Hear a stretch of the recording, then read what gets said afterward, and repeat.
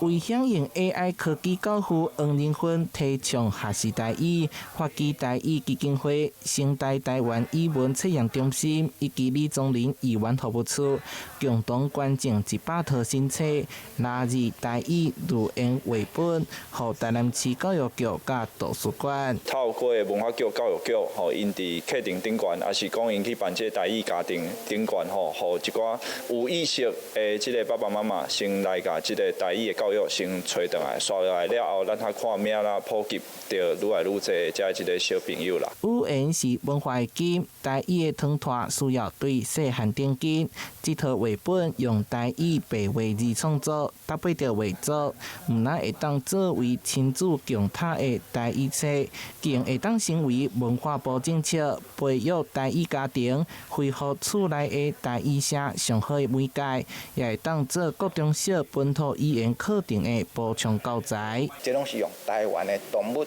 樹啊，還是講湯拖啊來做故事，啊來編出來，啊擱反映出咱台灣人生活的智慧，伊會當學台語，去了解台灣歷史甲文化，所以非常適合。尤其呢，咱這套內底呢，佫是用咱正講台灣字啊，這個台灣上早